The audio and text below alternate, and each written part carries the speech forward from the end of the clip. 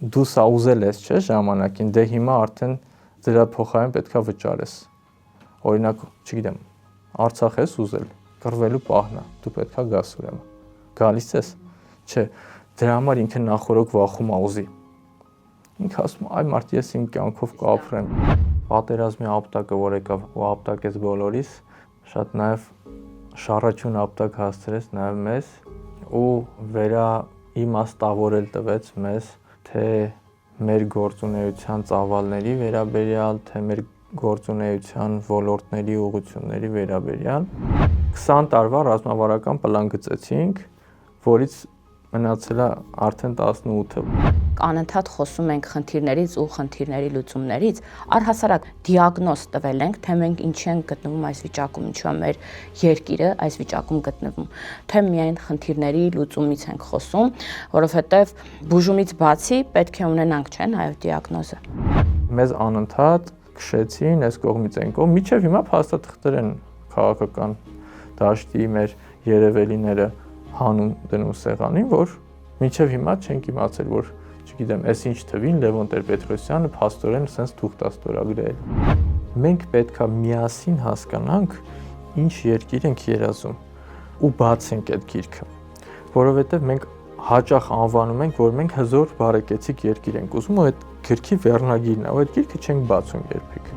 Բայց կա նաև մյուս տեսակետը, սոցիալապես ծանր երկրում խոսել բարձր արժեքներից կամ պահանջել բարձր գիտակցություն եւ բարձր արժեք, երբ որ մարդը իր օրվա սոցիալական խնդիրները մի կերպ է լուծում։ Մեկը երեխային կերակրելու խնդիր ունի, մեկը ծնողի հիվանդության, առողջության։ Ես չեմ ուզում վիրավորեմ այն մարդկանց, ովքեր 90-ականներին արտագաղթել են մեծ ծավալներով, որովհետև գուցե պայմանները ստիպել են, որ իրանք արտագաղթեն, բայց եկեք ազնիվ լինենք մենք մեր հետ ու հասկանանք այդ մարդկանցից քանիսն է վերադարձել, երբ որ արդեն պայմանները ներում էին, քանիսն է, որ լուրջ խնդիր է լուծել այնտեղից Հայաստանի համար։ Հաղորդման աջակիցն է Հայաստանում առաջին ու միակ գրոհե պաշտոնական առցանց խանութը։ Գնեք որակյալ գերմանական սանտեխնիկա օնլայն shop.grohe.am։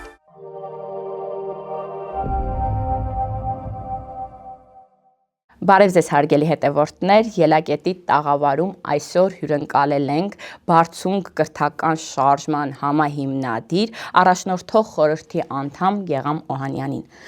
Ողջույն Գեղամ։ Ողջույն Անուշ ջան, շնորհակալ եմ, վաղուց չենք հանդիպել։ Այո, ես էի ուզում ասել, շատ հաճելի է ձեզ տեսնել մեր տաղավարում։ Փոխադարձ։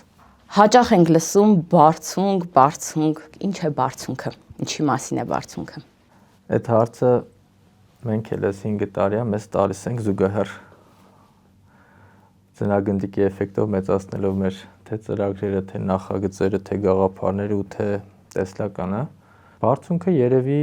մի հատ երևույթ է, վիճակ է, որ 2020 թվականից հետո ստեղծվեց այն մարդկանց շրջանակում, ովքեր մինչև այդ էլ, մինչև պատերազմն էլ իրանց կյանքի մեծ մասը նվիրում էին հանրային գործերին, ուզում էին երկիրը դարձնեին ավելի լավը, ու այդ պատերազմի ապտակը, որ եկավ ու ապտակեց բոլորիս, շատ նաև շառաչուն ապտակ հասցրեց նաև մեզ ու իմաստավորել տվեց մեզ, թե մեր գործունեության ծավալների վերաբերյալ, թե մեր գործունեության ոլորտների ուղղությունների վերաբերյալ։ Ես հիշում եմ, որ 5 տարի առաջ, երբ որ բարձունքը դեռ չէր ծնվել, բայց արդեն այդ process-ը սկսվել էր պատերազմի ավարտից անմիջապես հետո, կարծեմ ձեզ մոտ էլ տաղավարում հյուր եղա, այդ ժամանակ բոլորը մեզ հրում էին դեպի քաղաքական դաշտ ու ասում էին, դե մենք ճակատից վերադարձած մարդկանց ենք վստահում, էլ ոչ մեկի չենք վստահում, չեք պատկերացնի, ով ասես գալիս էր մշակույթի գործիչներից մինչև նախկին քաղաքական գործիչներ ասում էին առաջնորդեք, մենք ձեր հետ ենք եւ այլն։ Բայց գիտեք, այդ ռազմաճակատից վերադարձած ժամանակ մի տեսակ վախ երևույթը չկար որպես այդպեսին, որովհետեւ այնտեղ այնքան բաներ հաղթահարվել այդ վախի տեսանկյունից ու այնքան կորուստներ էր եղել, որ այստեղ վախենալ ինչ որ քաղաքական process-ների մեջ մտնելուց ծիծաղելի էր հնչում, բայց մի հատ զգացողություն կար, կարանք դրան էլ վախ անվանենք, մի հատ ուրիշ ասպարեզում, որ լավ մտնենք քաղաքական դաշտ ու լավ մեր մոտ ինչ որ մի բան ստացվի։ Մենք գիտենք ինչ ենք անելու այս երկրի հետ։ Այսինքն մենք գիտենք այս երկրի հետ ոնց ենք վարվելու, մենք գիտենք այս երկրի արտաքին քաղաքականությունը ոնց ենք իրականացնելու, մենք գիտենք տնտեսությունը ոնց ենք զարգացնելու, ոնց ենք անելու, որ մեծ արտագաղթ չլինի, ոնց ենք անելու այս Արցախի հարցը, որ այդ պահին դեռ անորոշ վիճակում էր, ոնց որ հիմա է անորոշ, որ այն ժամանակ ավելի անորոշ էր։ Ու մենք հասկացանք, որ մենք հարցերի պատասխանները չունենք։ Ու մի քայլ հետ դրեցինք, ասացինք լավ, չենք խուսափում այս պատասխանատվությունից, բայց մի հատ եկեք քաղաքականորեն երկիրը հասկանանք, ինչա կատարվում, ինչա կատարվել այս 30 տարում ու ինչ պետք է անենք մենք հիմա։ Ու եթե հիշում եք, մենք հայտարարություն տվեցինք, որ մասնագիտական խմբեր ենք ձևավորում։ Ու խնդրում ենք, որ բոլոր մասնագետները հավաքվեն, լրացնեն հայտերը ու մենք փորձենք խմբեր նախաասոցիատիվ ինչ-որ վիճակ սարքելով հասկանանք ինչա կատարվում գոնե ոլորտներում առանձին, հետո դրանց համադրությունը հասկանանք։ Մոտ 700 հոգի կամավորագրվեց, այս պատմությունը երևի արդեն չգիտեմ որորդ անգամ եմ պատմում, բայց շատ հատկանշական է այդ սկիզբը պատմելը, որտեղ ինքը այդպես ծնվեց։ Էյֆորիկ բարձր ֆոնի վրա մարդիկ չգիտեին ինչ անեն, դասախոսական կազմ, մշակույթի ոլորտ, կրթության, որ մարդիկ, ովքեր մտավորական դաշտի ներկայացուցիչներ, չգիտեն ինչ անեն, գրանցվում են ռազմաճակատից կիսացնդած վերադարձած ինչ-որ մարդկանց հայտարարությամբ ու իրար հետ ինչ-որ բան են ուզում անեն, օգտագործելով մեր փորձը միջև այդ հանրային կազմակերպչական համակարգեր ստեղծում ենք մի հատ որոշակի համակարգ, որտեղ այդ 700 կամավորին խմբավորում ենք ըստ իրանց մասնագիտությունների, տնտեսագետների խումբ, IT ոլորտի խումբ, ինժեներների խումբ, իրավաբանների խումբ, ուսուցիչների խումբ, կրթության ոլորտի ներկայացուցիչների ու այս խմբերի հետ առանձին ժողովներ ենք անում, ասում ենք, որ ինքնավար մարմին է պատկերացրեք, ձեր մեջ կոնսոլիդացվեք, երկու խնդիր, գտեք ձեր մեջից մարդ, ում կուղարկեք ընդհանուր կլոր սեղան, որտեղ կլինեն նաև այն մյուս ոլորտի ներկայացուցիչները ու երկրորդ խնդիրը մի քիչ ավելի երկարատև փորձենք մի քանի ամսում սահմանենք ձեր ոլորտի ռազմավարական խնդիրները երկրի մակարդակով։ Ու այս process-ով սկսեցինք։ Ես չեմ վախենում ասել ու արդեն բազմիցս ասել եմ, այսօր եւս մեկ անգամ կրկնեմ, այդ process-ը ամբողջովին ձախողվեց, տապալվեց, այսինքն ոչ մի ոլորտ չկարողացավ։ Մարդիկ ուղարկեցին, բոլորը իհարկե պատասխանատու ընտրեցին, ուղարկեցին կլոր սեղանի ժողովները ամիսներ շարունակ տեղի էին ունենում, բայց այդ խմբերը որպես այդպեսին խնդիր չկարողացան ձևակերպել երկրի մասշտաբով, ինչա կատարվում իրենց ոլորտում ու ինչ մենք պետք է անենք։ Հետագայում մենք պետք է հասկանայինք, որ խնդիրները ոլորտներում առանձին չի, մեկուսի չի, այսինքն սրանք սիմբիոզ խնդիրներ են ու շատ քաղաքական կոնտեքստներ ունեն, որոնք ոլորտի մասնագետը շատ նորմալ է, որ չտիրապետի։ Ու սպասումը փաստորեն ի սկզբանե արդեն սխալ էր, բայց ես ուրախ եմ նրա համար, որ մենք այդ ժամանակ եթե այդ գիտակցությունը ունենք, այդ գիտակցությունով գնալ մտնել քաղաքական դաշտ անլուրջ կլիներ։ Ես հիմա որակ չեմ հաղորդում այսօրվա քաղաքական դաշտում գտնվողներին։ Այնտեղ գուցե շատ ավելի վատ վիճակ է ու հաճախ հենց վատ վիճակ է։ Բայց հիմնավորել քո գնալը քաղաքական դաշտ նրանց ավելի վատը լինելով, նրանց ավելի թույլը լինելով, ճիշտ չի, որովհետև երկիրը, ինչպես ասում են, որփի գլուխ չի, որ մի հատ էլ մենք գնանք փորձենք ու չստացվի, դե հիմա ինչ անենք, մենք էլ փորձեցինք, չստացվեց, չէ։ Մենք ինչ որ պահից սկսած մտանք շատ ավելի խորքային, ինչ որ ռազմավարական ընթացքի մեջ ու որոշեցինք, որ երկարատև խնդիր ենք լուծում, որովհետև մարդու խնդիր կա ամեն դեպքում այս ընդհանուր խնդիրների մեջ մարդու խնդիր ունենք մենք։ Այո, անդադ մենք ասում ենք, որ մենք բոլոր ոլորտներում ունենք լավ մասնագետներ ու այս իշխանությունները հերթով գալիս են ու այդ մասնագետների ներուժը չեն օգտագործում։ Ես մի փոքր չեմ համաձայնվում այս մտքի հետ այլևս, որովհետև կարծում եմ, որ մենք ունենք լուրջ մասնագետների խնդիր, ինչքան էլ որ ունենք լուրջ մասնագետներ։ Մենք ոլորտներում ունենք մասնագետների խնդիր, այն բարձր մակարդակում, որոնք պետքա իրանց ոլորտը քաղաքական վիճակի հասցնեն, այսինքն քաղաքական խնդիրը հասկանան իրանց ոլորտի ու նաև քաղաքական խնդիրները գտնեն ու լուծեն։ Այդպիսի մասնագետներ էլ ունենք ու այդպիսի մասնագետների հետ էլ ենք մենք այսօր շփվում, մենք էլ ունենք հաղորդաշար, գիտեք, հայոց երկիր հաղորդաշարը, որտեղ արդեն չգիտեմ 60 քանի թողարկում ենք ունեցել, այնտեղ հատուկ հրավիրում են գիտնականների ու տենց ժամերով զրուցում ենք եթերում ժամ ու կես 2 ժամ։ Բայց միևնույնն է, այս ոլորտներում մեկական, երկուական մարդկանց ուսերին չես կարող համակարգ կառուցել։ Մարդիկ են պետք։ Ու մենք հասկացանք, որ ով էլ գա իշխանության, խնդիր է լինելու, այսինքն երկիրը ոտքի հանելու խնդրեմը մնալու է արդի։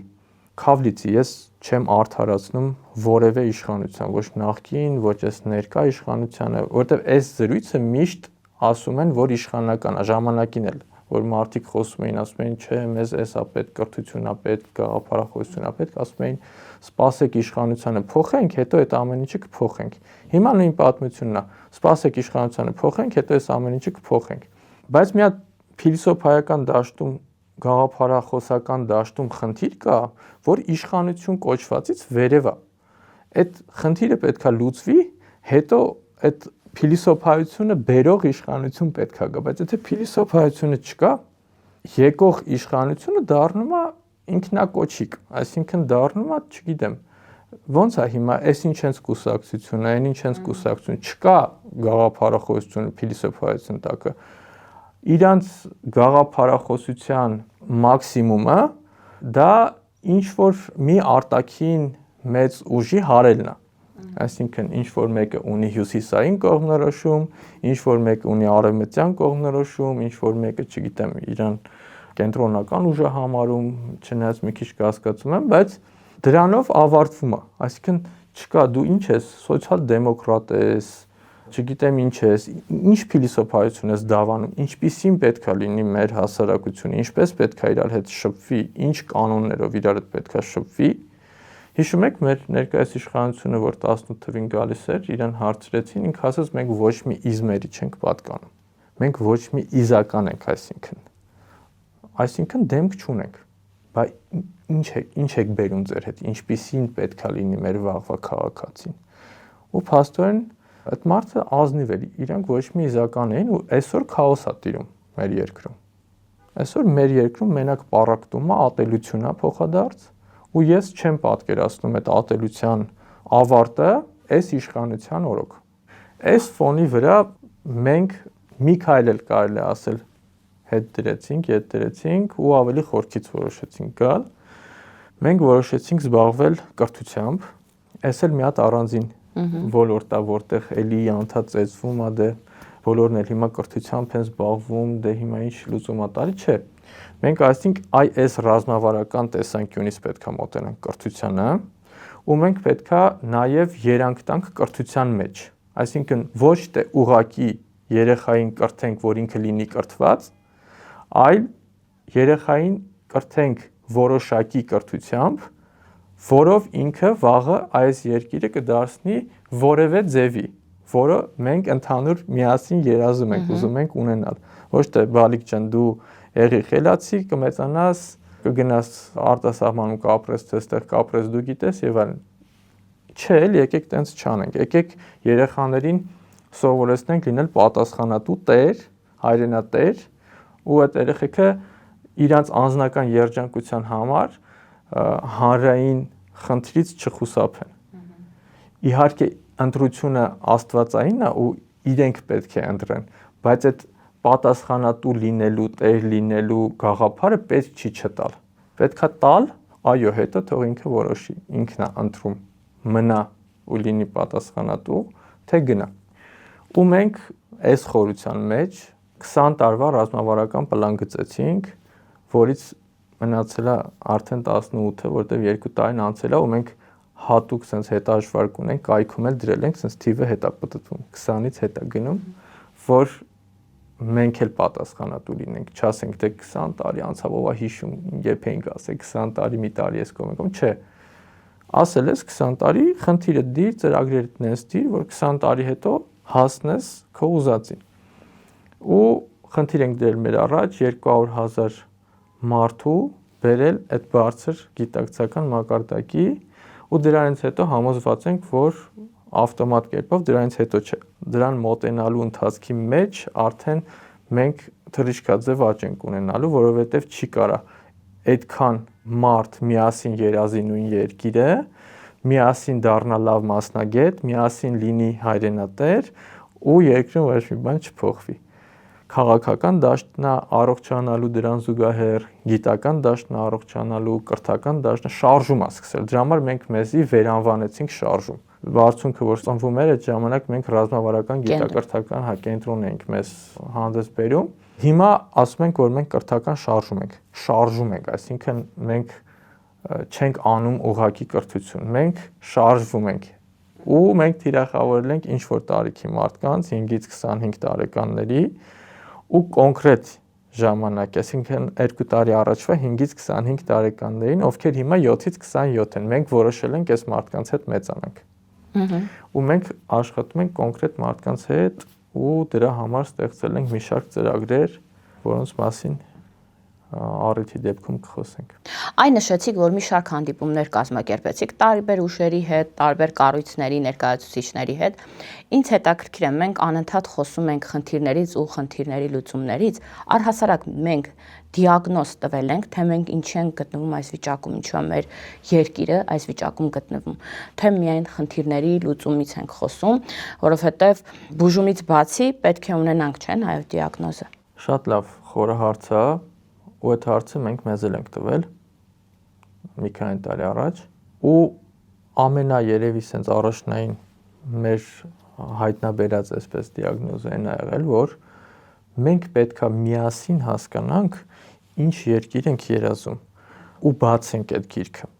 որովհետև մենք հաճախ անվանում ենք, որ մենք հզոր բարեկեցիկ երկիր ենք ուզում ու այդ գրքի վերնագիրն է, ու այդ գիրքը չենք բացում երբեք։ Մենք մեր մոտ բացեցինք այդ գիրքը ու պարզվեց, որ մենք նույն երկիրը չենք երազում։ Այն մեկը այսպես է պատկերացնում այդ բարեկեցիկը, այն մեկը այսպես, այն մեկը հզորը սենց է պատկերացնում, այն մեկը այսպես, ու մենք փաստորեն մեր վեկտորները այլ ուղղությամբ ենք ուղղում ու անգամ իրար խանգարում ենք։ Սա պետք է հասկանալ, սա դաշտում միջև օրս չի հասկացվում, ինչքան էլ մենք խոսում ենք, դա հեշտ չի հասկանալ։ Դա հասկանալուց դու փոխում ես քո ձեռագիրը։ Իսկ ձեռագիրը փոխելը շատ դժվար է։ Մարդը օրինակ 20 տարի, 25 տարի գիտություն է արել։ Դու իրան հիմա գայս ես ասում ես կարող է մի պստիկ այսպես է։ Ինքը գուցե մեռնի, բայց հրաժարվի հասկանալուց դա, որովհետև իր նախորդ կյանքը պետքա ջնջի։ Այո, արժեզրկվի իր արածը։ Ու այստեղ մենք խոշոր խնդրեմ ունենք, նաև դրա համար ենք թիրախավորել ավելի փոքրերին, ովքեր դեռ կարծրատիպեր չունեն ու իրանք բաց են ընդունելու նորը ու նաև մեզ ծամելու, մարսելու, գուցե մենք էլ ենք ինչ-որ լուրջ ինքնախաբեությունների մեջ ու իրանք մեզ էլ կծամեն ու կմարսեն ավելի ճիշտ արդյունք։ Հիմա առաջի դիագնոզը այդ էր մենք տարի ու կես 2 տարի դրա վրա ժամանակ ծախսեցինք, որպեսզի իմի բերենք մեր ընդհանուր երազանքը։ Ու մենք հիմա ունենք մեր երազանքի հայոց երկրի բովանդակային քարտեզը, այսպես ենք դրան անվանում, որը ֆիզիկական քարտեզ չի երկրի, այլ բովանդակային քարտեզ է, արժեքների քարտեզ է, ինքը արժեքային բառերի համադրություն է, ու մեր մոտ դա համարում ենք խոշոր ինչ-որ առաջ խաղացում, ի տարբերություն շատ դաշտում գտնվող մնացած կառույցների, ում հետ որ շփվել ենք, մեր գործընկեր կառույցներ են, մենք ոչ մեկի բոստանը, այսպես ասած, քար չենք գցում, բայց մեր մոտ այս խնդիրը լուծված է։ Մեզ մոտ յուրաքանչյուր մարդու որ հարցնում ես դու ինչ ես ուզում, ասում է այս եմ ուզում, այս երկիրն եմ երազում, իմ ընկերն էլ է սա երազում, իմ ուսուցիչն էլ է սա երազում, իմ աշակերտն էլ է սա երազում, մենք սա ենք ուզում։ Ասում է սա ի՞նչ է բա։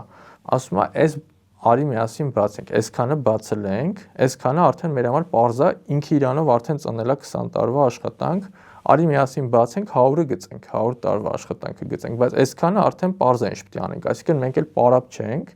ու վեկտորներն էլ տարբեր ուղղությամբ չեն, մենք վեկտորները բերել ենք մի ուղղության ու խփում ենք նույն մեխին, այսինքն մենք գումարում ենք մեր արագությունները ու արդյունքը դառնում է շատ ավելի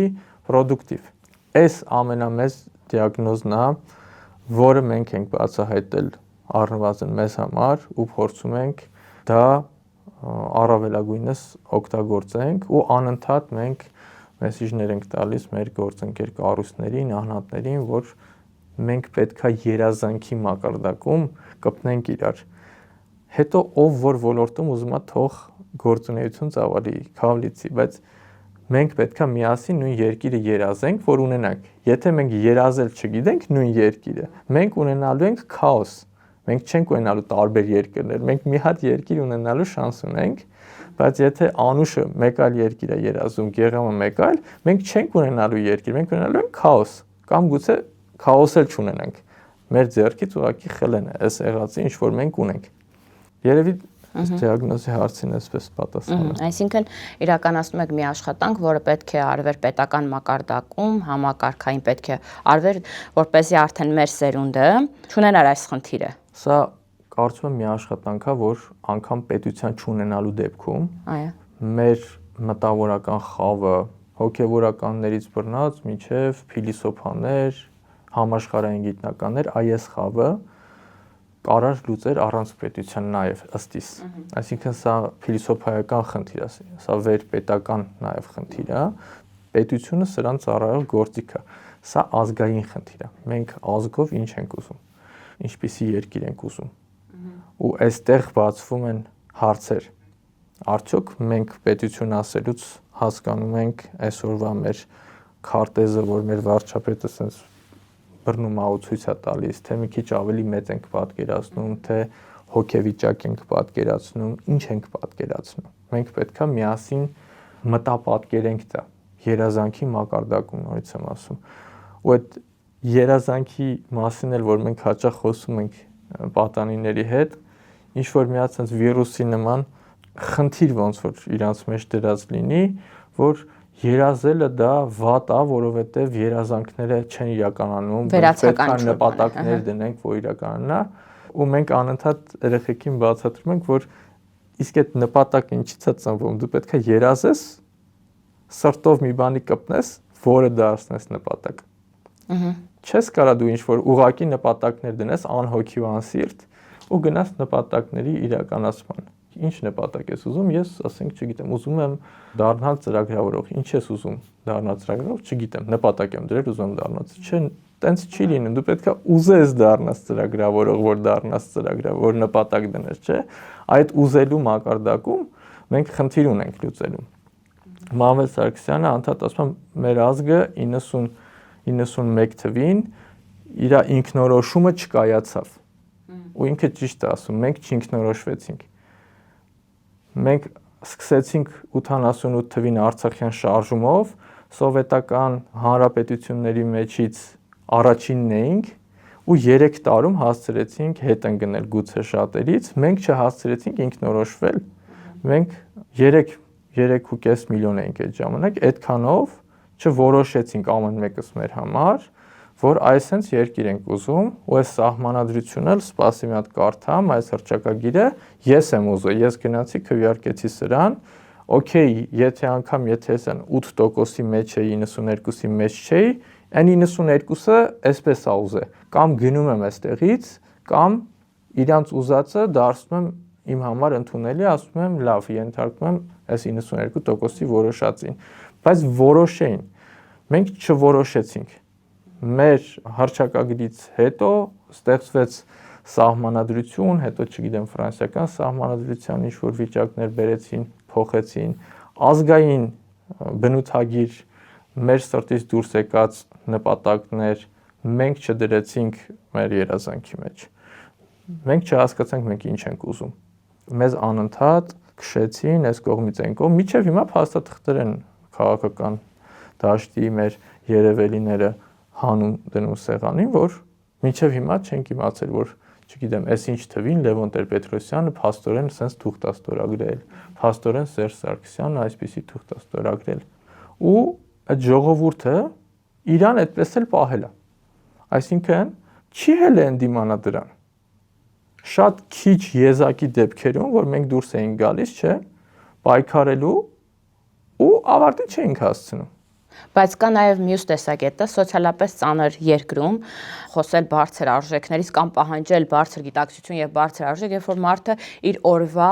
սոցիալական խնդիրները մի կերպ է լուծում։ Մեկը երեխային կերակրելու խնդիր ունի, մեկը ծնողի հիվանդության, առողջության տեղերն է մի կերպ։ Դες հետ մեղադրանքս ժողովրդի այդ մեծ քանակին չի ուղված, իրանց մենք չենք կարա մեղադրենք, որովհետեւ միշտ այս որոշման դեպքում մտավորականություն կոչվածն է տանողը։ Իմ խոսքը ավելի շատ ուղղված է իրանց, ովքեր պետքա տանեին ժողովրդին, բայց իրանք միշտ կամ իրանք են գնացել երկրից, կամ իրանք են իրանց ավելի զուսպ պահել այստեղ, կամ քանակով ավելի քիչ են եղել։ Այսինքն պայքարողները քանակով ավելի քիչ են եղել, ու այդ պայքարը միշտ ինչ-որ գժի տպավորություն են թողել, փողոցում ինչ-որ մարդիկ ելել են, ես իմ ինչ եմ պահանջում։ Մենք 2008-9 թվերից սկսած ինչ-որ պայքարներ ենք ունեցել հանրային, ու եկեք ընդունենք, որ երբ որ մտավորական տանող խավը դուրս էր գալ, ժողովուրդը դուրս գալիս էր։ Նժդեհը անընդհատ ասում է, չկա վատ զինվոր, կա վատ զորավար։ Ժողովուրդը այդ վիճակում հայտնվում է, որտեղ իր տանողը չկա, ու մենք հայտնվում ենք այդ վիճակում, ու մենք պետքա ինքնորոշվենք։ Մենք ամեն մեկս պետքա ինչ-որ պահի դառնանք նաև այդ մեր մեջի այծը պետքա զարթնի, ուր ենք գնում։ Ու մենք պետքա ցանց դառնանք, մեր հոգիները, մեր սրտերը պետքա կապնեն իրար ու մենք միասին պետքա ինչ-որ բան ուզենք։ Գիտեք, մի հատ խնդիր կա, դժվարություն կա սրա կատարման մեջ։ Թվում է թե ինչ կա, չէ՞, երազելու մեջ ինչ դժվար բան կա, երազենք, ինչ խնդիր կա։ Մի հատ խնդիր կա, երբ որ դու ինչ-որ բան ուզում ես, ավտոմատ այդ ուզելը քեզ նաև պատասխանատվություն է բերում։ Այսինքն դու սա ուզել ես, չէ՞, ժամանակին, դե հիմա արդեն դրա փոխարեն պետքա վճարես։ Օրինակ, չգիտեմ, Արցախ ես ուզել, կռվելու պահն է, դու պետքա գաս ուրեմն։ Գալիս ես։ Չէ, դրա համար ինքը նախորոք վախում է ուզի։ Ինքը ասում է, այ մարդ ես իմ կյանքով կապրեմ, ինձանից։ Եվ ի վերջո մենք ամեն դեպքում պատասխանատու հասարակություն չենք, հանրություն չենք։ Փաստը դա է ցույց տալիս։ Բարձունքը իրականում հսկայածավալ աշխատանք է կատարում։ Կամավոր մշակույթը ինձ թվում է հենց բարձունքն է, այդպես լայնածավալ մցրել այստեղ կամավորությունը ինքը այո պարտադրում է նաև ինչ-որ չափով, որ դու լինես պատասխանատու քաղաքացի, տարբեր տեղերում, տարբեր կերպ դրսևորվելով։ Խոսենք նաև այս մասին, ինչու որոշեցիք, որ պետք է լինի Հայաստանում կամավորություն, ինչու պետք է ծավալվի եւ իսկապես ինչ է փոխում կամավորությունը։ Շատ կարևոր թեմայի եք անդրադառնում, որ հաճախ լուսանցքից դուրս է մնում շատերի եթերներում, շատերի խոսքի մեջ։ Մինչև խոսքը սկսելը ակնարկեմ, որ հաջողված ստացված պետություններում կամավորների թիվը, որ ուսումնասիրում ենք, միշտ շատ մեծ է։ Օրինակ Ֆրանսիան 13 միլիոն կամավոր ունի։ Քանի միլիոն է իրանք 70 միլիոնի կարգ են։ Այդքան մարդ ունի ամենատարբեր ծավալ, ասենք աղա մարդը, չգիտեմ, տարեկան 10 ժամ կամավորություն անում, ընդամենը դուրս է գալիս ինչ-որ մի հատ միջոցառման է մասնակցում կամավորական, ընդհուպ միջև մարդ, ով որ կարող մի տարի կամավորություն անի, իր ասենք վերջի 5 տարվա մեջ կամ տևական իր կյանքի մասն է նաև կամավորությունը։ Հայաստանում կամավորական մշակույթ միշտ եղել է ու կա, բայց ծավալները քիչ են, ու հիմա մենք ավտոմատ կերպով, քանի որ մեր բնույթն է այդպեսին, մենք կրթական կամավորական շարժում ենք։ Մեզ մոտ ավտոմատ կերպով մեր շահառուները, պատանիները ու երիտասարդները, ովքեր մեծանում են, ավտոմատ դառնում են կամավոր, որտեվ իրանց դուր է գալիս այդ վիճակը, որտեվ մարդիկ եկան կամավոր իրանց օգնեցին, հիմա հերթն է, որ իրանք արդեն պետք է օգնեն, թե երկրին, թե ազգին, իրանց համակարգացիների։ Մենք իդեպ հաշվում ենք մեր ժամերը, կամավորության ժամերը շատ հետաքրքիր է, որտեվ ինքը ռեսուրս է։ Ոնց որ հաշվում ենք, որ ունենք այսքան բյուջե, այս բյուջեով կարող ենք սա անենք, ունենք նաև այսքան ժամ, ու այդ ժամերն էլ բաժանում ենք, ունենք այսքան մասնագետի, այսքան ժամ, այսքան մասնագետի, այսքան ժամ եւ այլն։ Սկզբից տարվա սկզբից գույքագրում ենք, հետո անում ենք, տեսնում ենք ինչքան դուրս եկավ։ Այս տարի 20000 ժամ կամավորություն արել բարձունքը, ու մենք դրեցինք դա մանետիզացրեցինք մոտավորապես $200,000 կարգի բյուջե կազմած մենակ 2025 թվականին, այդքանի մենակ կամավորություն ենք արել։ այսինքն մեր հայթայթած դրած ներդրած բյուջեից զատ այդքանի էլ աշխատանք է արվել ու մենք տենց փոքր հաշվարկ արեցինք, գումարեցինք բարձունքը միայն կամավորական աշխատանք, եթե մանետիզացնենք, այս 5 տարվա մեջ մոտ $1 միլիոն կամավորական աշխատանք է իրականացրել, էլ չեմ ասում նաև ներդրած ռեսուրսները։ Ինչի եմ այս վարժությունը անում ու մանետիզացնում, որ մի փոքր կոտրեմ այն սառույցը, որ մարդիկ ունեն կամավորության նկատմամբ, որտեղ Հայաստանում շատ հաճախ, որ ասում են կամավորություն, իրանք հասկանում են ինչ-որ մի հատ բարետես երիտասարդ աղջիկ, ով գնաց, ասենք Ոսկե Ծիրանին կամավորություն արեց եւ իր մի շաբաթվա կամավորության համար սերտիֆիկատ ստացավ։ Իհարկե դա էլ է կամավորություն, բայց դա չի միայն կամավորությունը։ Մարդիկ կան իրենց կյանքը կամավոր նվիրում են երկրին ու շատ փոքր անձնական ունեն ու շատ մեծ հանրային ծառայություն ունեն ու դա անում են կամավոր։ Այ միջև այդտեղ մարդիկ կան իրենց կյանքն են ուղիղ նվիրում կամավոր ու չեն վերադառնում օրինակ սահմանից, այ իրանք էլ են կամավոր։ Ու եթե մենք փորձենք մեր հանրությանը, ով ունի իր մտավոր գիտական պոտենցիալը, լինի կամավոր, այսինքն այդ կամավորության մեջ, գիտեք, այդ նախորդ մեր թեմայի այդ որոշումը կա։ Այսինքն ինքը որոշում է, ինքնուրույն գնա ինչ-որ բան անի։ Այնտեղ որոշում կա, հանուն հայրենիքի, հանուն ինչ-որ գաղափարի, հանուն մաքրության, չգիտեմ, հանուն ինչ-որ մի բանի։ Ու այն թիվը, որ ես ասեցի, որ մենք ուզում ենք 200,000-ի հասցնենք մեր այդ մեծ երազողների համայնքը, ավտոմատ կերպով իրանք պետք է լինեն նաև կամավոր։ Իրանք չեն կարող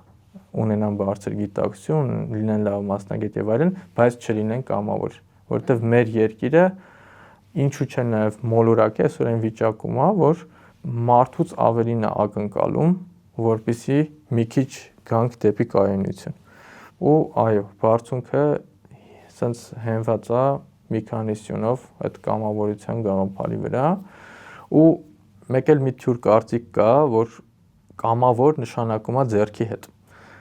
Կամավոր երբևէ չի նշանակում ձեռքի հետ։ Երբ որ դու կամավոր որոշում ես ինչ-որ աշխատանք անես, դու այդ աշխատանքը պետք է անգամ ավելի լավ անես, քան երբ որ դու քո աշխատանքի վայրում կանես, որովհետև դու այդտեղ դնում ես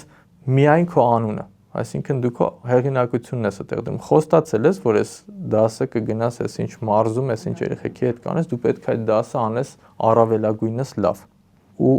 ընդհանրապես էական չի, դու դա կամավոր ես անում, թե քո աշխատանքի մեջ, եթե կամավոր վերցրել ես պատասխանատվությունը, վերջ դու պետք է քո առավելագույնով ծառայես։ Ու մեր մոտ տենց կանոնիկ դրված է մեր ներքին կառույցի ներքին կյանքը կանոնիկ է ու հստակ ժողովներով, դեդլայններով, վերջնաժամկետներով, հստակ վարչություններով ու չի լինի առանց դրա, չես կարող ձեռքեր, դե չստացվեց այս շաբաթ խառնեի չհասցրեցի անեմ, դե միշտ կամավորությունը մնացածից հետո է, չէ, իմ կյանքում օրինակ միշտ կամավորությունն է, հետո մնացածն է։ Իմ ընտանիքը դա իր մաշկի վրա զգում է ու եթերից օգտվելու ասում, որ ես իրանց շատ սիրում եմ ու իրանք գիտեն, որ իմ կյանքը ավելի հայրենիքին է նվիրված, հետո իրանց, որտեղ իրանք են դրա մեջ։ Արդյոք այս նոր սերունդը, ի տարբերություն մեր ծնողների սերնդի, ավելի սոցիալական բարձր պատասխանատվություն ունի։ Օրինակ, ես դա նկատել եմ թեկուզ փոքր հարցերում, եթե դա փոքր կարելի անվանել, հենց մաքրության հարցում, կենդանիներին ավելի սիրելու, ավելի, չեմ ասում կենդանուն մարդուց ավել դասելու մասին է խոսքը, երբ որ ասում են մարդը բացարձակ է, բայց մեկ էլ տեսնում ենք, չէ, կենդանին ավելի բացարձակ է, adekvatության սահմաններում, այսինքն վերաբերմունք չի փոխվել արդյոք։ Փոխվել է, համոզված կարամ ասեմ, որ փոխվել է, բայց ոչ թե ասենց հեգնելով նախորդ սերնդին, այլ շնորհակալ լինելով նախորդ սերնդին, որովհետև դա նաև իրանց ջիքի շնորհիվ է, որ իրանց հաջորդ սերունդը ավելին է, քան իրանք։ Կարող եմ նաև մի օրինակ բերել, այս վերջին մեր արած վարժություններից մեկում, տենց մեծ հարցում կազմակերպեցինք on-line տիրույթում մեր ներքին պատանիների շրջանում 525 պատանիների մեջ հարցում արեցինք 15 արժեքային բառեր տվեցինք ու ասեցինք քվեարկեք որն է ամենակարևոր 3-ը հավանեք ու տենց ստատիստիկորեն ինչ եք կարծում որ բառը հաղթեց հաղթեց պատասխանատու բառը։ Օ։ Շատ լավ է։ Պատանիները 13-ից 17 տարեկան մարդիկ ու սենց բացարձակ ձևով հաղթեց։ Ու մյուսը հավատարիմներ ու երրորդը արդարը։ Այս 3 արժեքները հաղթեցին։ Հիմա այս եթերի երևի հետո իրանք նայելու են, ես հպարտանում եմ, ուրախանում եմ քրիստոնեական հպարտությամբ, չէ, որը մեղք է, այլ ուրախանում եմ, այսպես, որ դուք այդպիսին եք ու համոզված եմ, որ միասին մենք մեր երազանքի հայրենիքը կերտելու ենք։ Բարձունքը մի շարք նախագծեր է իրականացրել, որոշներին ծանոթ եմ, հաջողված նախագծեր 26 թվականի հետ կապված։ Կան արդյոք նոր արդեն պլաններ, ռազմավարություն, ինչ է ակնկալվում 26 թվականին։ Մենք հիմա համառորեն փորձում ենք մեր ստեղծած համակարգերը ավտոմատացնելու վրա ենք աշխատանք իրականացնում, ռեսուրսների ներգրավման վրա ենք մեծ ինչ-որ նախագծեր մտածում, առանձին նախագիծ, որը կարա այս մնացածին ապահովի բյուջեով նաև, ու դրան զուգահեռ մեր ծրագրերի ծավալներն ենք մեծացնում։ Դեպի բարձունք ակումբները, որ այս պահին 16-ն են, 26 թվին դառնալու են 28-ը, այսինքն միանգամից 12 դպրոց ավելացնելու ենք։ Այս տարի շատ կարևոր մի հատ նախագծի հիմք դրեցինք, մենք քաղաքական դպրոց ենք հիմնել, Հայքի շարավիղներ է կոչվում, ու 1 տարյանոց կուրս է, փոքրիկ համալսարան է, ոչ ֆորմալ տարբերակով, շաբաթ 1 օր դաս, 4 ժամ, ու փորձում ենք բարձր որակի մասնագետներ ապահովել իրենց դասերը ապահովելու համար, ու 26 թվին փորձելու ենք իրենց ծավալնել, քանակային առումով մեծացնել ու բնականաբար նաև որակի լավարկման վրա ենք աշխատելու։ Մենք, սենց մեկ բառով ասած, պատրաստվում ենք ապագային, այսինքն ինչ-որ մարդկանց համար 15-20 տարի հետոն շատ հետո է, ինչ-որ մարդկանց համար հեսա մեր դեմն է, էլ ես աշներս կթարթենք, այդ 10-15 տարին էլ կամ 20 տարին էլ կանցնի ու մենք պետք է պատրաստ մտնենք այդ ժամանակահատված, որովհետև այդ ժամանակը չի գալու այսօրվա պրոբլեմներով, ինքը այսօրվա պրոբլեմներին գումարած գալու են նոր պրոբլեմներով ու մենք պետք է դրանք կանխատեսենք ու դրանց պատրաստվենք, որպեսզի կարողանանք դիմագրավենք։ Ու դրանց դիմագրավումը հենց կարող է հենց այդ հաղթանակը լինի, որ մենք կարողանանք տարածաշրջանում սենց թռիչքային աճ ունենանք։ Ու մեր ծրագրերը հիմնականում ուղղված են այդ ապագայի ապահովմանը ու նույն այս քաղաքական դպրոցը, որ ստեղծել ենք, ինքը աշխատում է այն տարիքի մարդկանց հետ, ովքեր 10, 15, 20 տարի հետո նոր լինելու են միջին տարիքի եւ կարող են արդեն իրենց ակտիվություն դրսևորել։ Հիմա եթե ճիշտ հիմք դնեն, ճիշտ կրթություն ստանան ու ճիշտ փորձառություն ձեռք բերեն, իրանք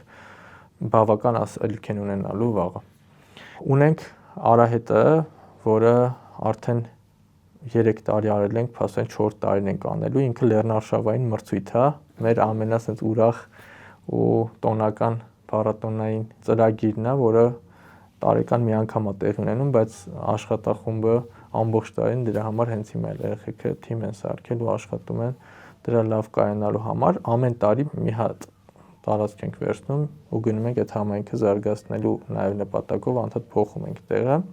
ու անընդհատ ծավալները մեծանում։ Այս տարի 25 թե 26 թիմ մասնակցեց 6 հոգանոց, այսինքն մենակ 120-130 հոգի մասնակից էր, մոտ 70 կամավոր ու մոտ մի այդքան էլ մարդիկ, ովքեր ուղղակի եկել էին, աջակցում էին կամ սատարում էին թիմերին, տենց համայնքն էլ հետը մոտ 3-400 հոգանոց մեծ երկօրյա փառատոն եղավ, հիմա այս գալիք տարի փորձելու ենք էլի ծավալները մեծացնել, նոր համայնք, նոր միջավայր ու նոր մոտեցումներ։ Ու բնականաբար հայոց երկիր հաղորդաշարն է, որը Տիգրան Արեգունին է վարում արդեն 1.5-2 տարի է, ու այդ հաղորդման մեջ մենք փորձում ենք անընդհատ մեր խնդիրները բացահայտել ու գտնել լուծումներ, ինքը սենց մի քիչ ծանր, բովանդակային, հրետանային, այսպես ասած, մակարդակի է, ինքը դահլիճային ֆորմատի է, մուտքը ազատ է, մարդիկ միշտ կարողանում են գրանցվել ու գալ մասնակցել, իսկ հյուրերը գիտնականներ, մասնագետներ ու տարբեր ոլորտների փորձում ենք բոլոր ոլորտներին կպնենք ու գցենք այդ երազանքի գաղափարին ու փորձենք գտնել լուծումներ։ Գեղամ, հաղորդման սկզբում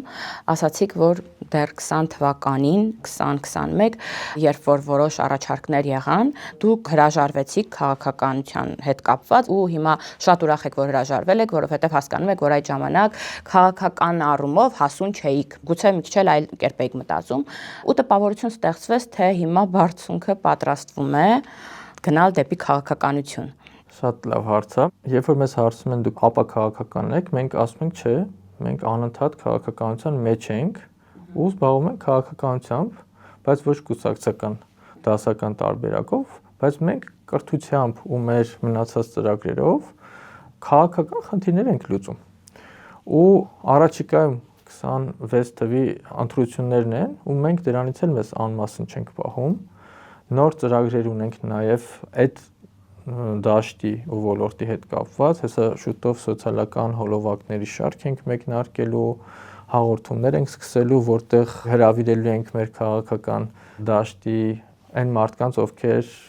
որոշում ունեն, որ 26 թվին գնալու են ընտրության, մենք իրանց հետ զրույցներ ենք ուզում ունենանք մեր համայնքում եւ նաեւ եթերում։ Այսինքն մենք մեզ երբեք հեռու չենք վայել քաղաքականություն ու մենք անընդհատ քաղաքականության մեջ ենք, որտեղ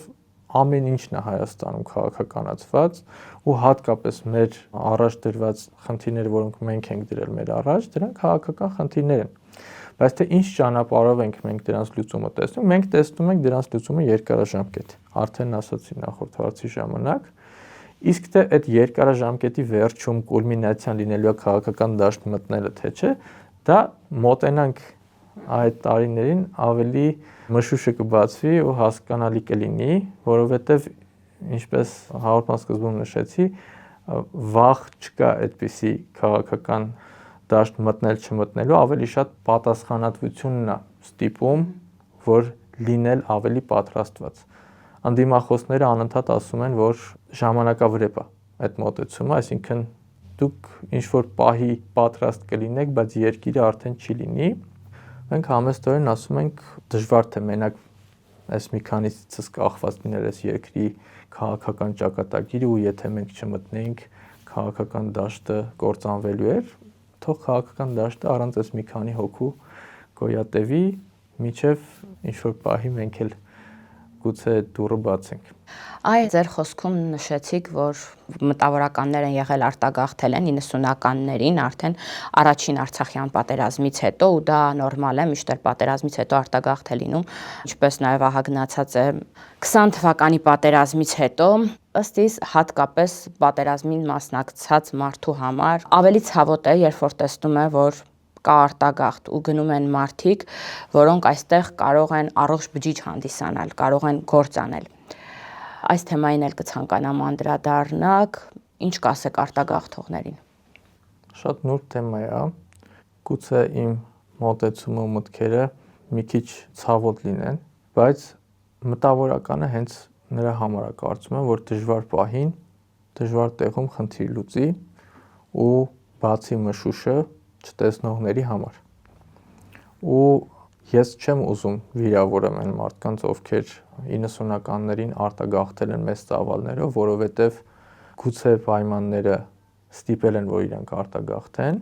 բայց եկեք ազնիվ լինենք մենք մեր հետ ու հասկանանք այդ մարդկանցից քանիսն է վերադարձել, երբ որ արդեն պայմանները ներում էին, քանիսն է, որ լուրջ խնդիր է լուծել այնտեղից Հայաստանի համար ու այստեղ ավելի նուրբ հարց է, թե արդյոք ինքը ամբողջությամբ է այնտեղից տրվել իր ազգային խնդիրներին, որտեղ ինքը կարող է ինչ-որ լուրջ խնդիրներ լուծել է, բայց կարար 10 անգամ ավելին անել ու չի արել դրա համար երկիրը այս վիճակում է։ Ու այդ պատկերացրեք խոսքը մեկ հոգու մասին չի։ Խոսքը ծավալի մասին է ու չէ որ իրանց սովետի ժամանակ փայփայելով թաքուն ազգայնականություն, չգիտեմ, ազգային արժեքներ տալով իրանց, այսինքն նախորդ սերնդի երևելիների իրանց կրթել են, չգիտեմ, Սևակները, Չարենցները, Շիրազները, Վիկտոր Համբարձումյանները, կաթողիկոսները իրանց կրթել են, որ իրանք դառնան այդպիսին դառնան մտավորական, մտածեն ու հասկանան, որ ճիշտն է գնալը։ Ես դա չեմ կարող հասկանամ ու չեմ կարող նաև ընդունեմ, բայց ոչ ատելություն կա, ոչ մեղադրանք կա, որտեվ բնությունը տենց է սարքած, որ իրանք գնալով իրանք իրենց պատճում են, կարծում եմ, որտեվ այստեղ այս դժվարության մեջ ավելի հեշտ է լինել երջանիկ, քան թե այնտեղ ցոփու շվայտ կյանքի մեջ, այսպես ասած, որը իրանք շատ կարճ ժամանակում կարացել են իրանց համար ստեղծեն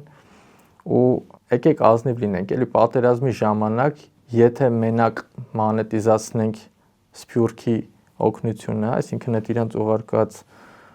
օգնությունը, մենք կհասկանանք, որ այնտեղ մտավորականությունը իրավորս ծավալով ու ողջ կարողությամբ չի աշխատել։ Ու այնտեղ համակարգ չկա ստեղծված։ Սփյուռքը համակարգ չունի։ Ու դա անընդհատ մեղադրվում է Հայաստանի Հանրապետության պետությանը, որ նախարարությունը լավ չի սարքում, հիմա նախարարությունը ընդհանրապես չկա, չի համակարգում, կենտրոնը չի համակարգում, դրա համար համակարգ չկա։ Այդ կենտրոնի մեջ լինելու հնարավորություն ուներ այդ մտավորականությունը 90-ականներին, 2000-ականներին, 2010-ականներին։ Գնացել է։ Okay, այնտեղ այդ համակարգը հնարավոր չէր խելքի տալու, այդ հայի խելքը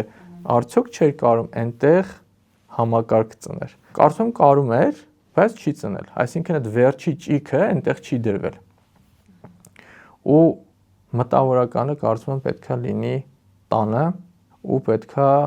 լինի ամենադժվար նավի ծակված անցքերի մոտ պետքա լինի ինքը, ոնց որ տանը լինում է հայրը, երբ որ արտաքին ինչ-որ վտանգ է լինում, որպես մտավորական մոտենում է այդ հարցին։ Սովորական քաղաքացին, եթե ուզում է աջակցել բարձունքին, որպեսզի 20 տարի անց տեսնի գաղափարապես ուժեղ, կրթված հասարակություն, հայրենիք, ինչպես կարող է աջակցել։ Մենք երկու ձևաչափ ենք ստեղծել։ Մարդիկ, ովքեր ժամանակ չունեն մասնակցելու կամավորական աշխատանքներին, կարող են ընդհանրապես անդամագրվել, ծանոթանալ բարձունքին, հասկանալ ինչա բարձունքը, անդամագրվել ու տալ անդամավճար։ Անդամավճար, որը մենք արդեն 5 տարի հավաքում ենք, ինձանից սկսած բոլորը 5 տարի անդամավճար են տալի մեր համայնքում, որը շարժումը ապրի։ Սա մի վիճակ է։ Մյուս վիճակը սրան զուգահեռ նաև ներդրում ունենալն է, կամավորական ռեսուրս տնելն է, որը լինում է ամենատարբեր ձևով։ Հիմնականում լինում է մասնագիտական, այսինքն մարդը այս ինչ ոլորտի է, հենց այդ ոլորտով է ներգրավում է, ու շատ քիչ լինում է նաև ոչ մասնագիտական, ասենք, չգիտեմ, հիմա մարդը կարող է կրթության ոլորտում ինչ-որտեղ դասախոսում է կամ ինչ-որ համալսարանում դասախոսում է, բայց արահետին ինքն էլ է որոշում գա կամավորություն անի, համ էլ ինքն է ինչ-որ իր ստանդարտ վիճակներից դուրս գալիս ու այդպես է իր կամավորությունը դրսևորում։ Այս երկու վիճակն ենք մենք ստեղծել ու այս երկրորդ վիճակը կամավորության էլի ինչ-որ համակարգված շերտերի ենք բաժանել, ակտիվ, միջին ակտիվության, շատ ակտիվ ու ամեն ինչ այս 5 տարվա մեջ բերել ենք ինչ-որ համակարգված վիճակի, որ ներսում քաոս չլինի, ներսում ամեն ինչ պարզ ու հստակ լինի ու մեր կայքում ենք անգամ Ալեքսը հարթակ է ստեղծել ընկերների հետ միասին ու կայքովել են կարում ինչ-որ մարդիկ առանց անդամագրվելու դոնեյթներ անեն ծրագրերին ծանոթանան առանձին ու փորձել ենք հնարավորինս մատչելի լինենք ցանկացող ընդառաջ եկող մարդու համար ու եթե մարդը մի փոքր ցանկություն ունի բարձունքը հասկանալու, բարձունքի դռներն էլ բաց ու ինֆորմացիան էլ մեդիա դաշտում չի պակասում բարձունքը հասկանալու համար, բայց պետք է ասեմ, որ մի քիչ ժամանակ է պետք, այսինքն առնվազն մի 3-4 ժամ պետք է տրամադրես, որպեսզի դնես, կարդաս, նայես, մոտավոր պատկերացում կազմես միջև գալու, որովհետև բավական ծավալուն է արդեն ստեղծված, դե պատկերացրեք 4 խոշոր եւ եւս 4 մի քիչ ավելի փոքր նախագիծ մենակ ունենք, որոնք ամեն մեկը մի քանի տարեկան են ու ամեն մեկը մի քանի 100 մարդու մասին է, դեպի բարձունքը հեսա շուտով 1000-ը կհատի արդեն պատանիների քանակը ու ամեն ծրագրին ծանոթանալու համար մի 30 րոպե հաստատ անհրաժեշտ է։ Սփյուռքից օրինակ ակտիվ են նվիրատվության առումով։ Սփյուռքից ունենք շվեյցարահայերի Viva կազմակերպությունը, որը դեպի բարձունքին 2 տարի աջակցում է, գերմանահայերից Լուսակետ կազմակերպությունը այս տարի միացավ փոքր օգնությամբ ու ունենք տենց անդամներ, հա, որ անդամագրվել են, բայց այստեղ չեն ապրում ու իրանց ամսական փոքր ներդրումը բերում են, այսինքն կապ կա, մենք օրինակ խորհրդում անգամ Սփյուռքից եկած մարդ ունենք Հայկ Թրունյան, որ հայրենադարձվել է արդեն մի քանի տարի է ու ակտիվ է նաև կամավորական դաշտում ու վարձունքում այնքան է կամավորել, որ եկել հասել է խորհուրդ։ Շատ լավ, շնորհակալ եմ, շատ գեղամ։ Ես եմ շատ շնորհակալ, Անուշ ջան, վաղուց այսպես բաց ու խորքային չէի խոսացել, փիլիսոփայական տեսանկյունից բարձունքը իմ գործունեությունը չէի վերլուծել եթերում։ Շնորհակալ եմ ընձեռված հնարավորության համար, ձեր տաղավարում լինելը միշտ հաճելի է, ուրախ կլինենք, որ մեր ծրագրերի միջավայրում էլ համագործակցությունը շատ ավելի ակտիվացնենք ձեր կազմակերպության հետ։ Սիրով փոխադարձ։ Հաղորդման աջակիցն է Հայաստանում առաջին ու միակ գրոհե պաշտոնական առցանց խանութը։ Գնեք որակյալ գերմանական սանտեխնիկա on-line shop.grohe.am